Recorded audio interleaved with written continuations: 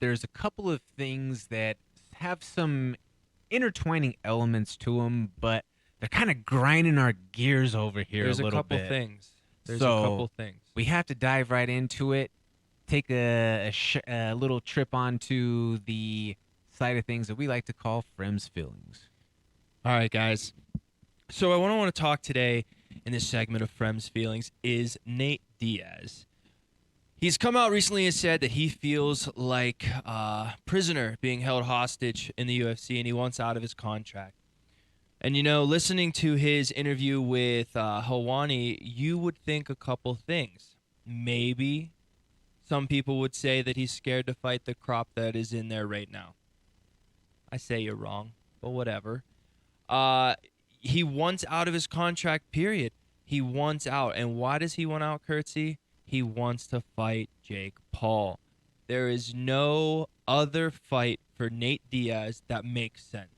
I think that there's no one in the 170-pound division outside of MMA. Outside of MMA, there's no other money fight for him. Because to address the elephant in the room, there's one fight above all that makes sense for Nate Diaz. Yeah. But who knows if we're going to see that one. I just don't understand why at this stage, especially when the UFC, in my opinion, you want to try to get Conor a win, the best chance at Conor getting a win. And as much as I love Nate Diaz, that would be a fight where he has an opportunity.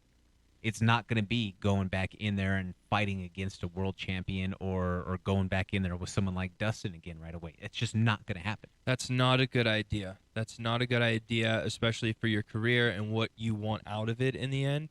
But I also think that this is a huge, huge thing, and it's all going to tie together eventually, guys, I promise. When you look at it from a standpoint of him trying to be the boss of his own career and take control over what he wants. We see it in the NFL every single day. Every single day you get a notification on your phone. This guy's unhappy. He wants out. And it's known that if a guy doesn't want to be there, he's not going to perform. He's not going to do well. And it's better to just trade him. It's better to just get him out of that and get him into a different culture, different locker room. And it's just different with the UFC because they're independent contractors and they're held into a contract. They can't go fight anywhere else unless they are released from a certain contract. And the UFC is not releasing him. They're not giving him a fight.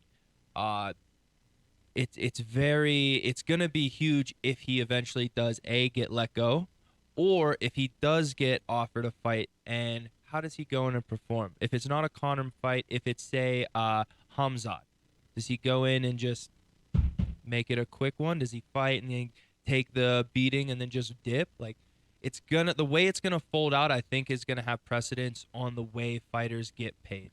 Yeah, the only counter that I would have to that particularly is, as opposed to where you can kind of mail it in a team sport, in fighting, if you go out there and mail it in, you're gonna get your ass whooped.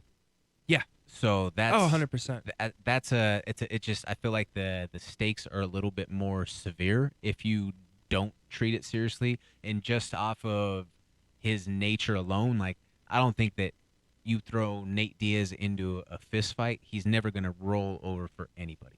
Oh, of course. I don't believe that he actually would. So yeah, but it's going to be interesting how it all plays out. Just to play the devil's advocate too, that'd be my only counter to it, if you will. Yeah. Thank you so much for watching. Please hit that like, share, and subscribe button. That helps us continue to produce this original MMA content and bring it for you every single week. Tune in to the MMA Plug presented by DenverSportsBetting.com on 98.1 FM, Mile High Sports Radio on Wednesday nights from 6 to 7 p.m. or live stream at DenverSportsBetting.com/radio.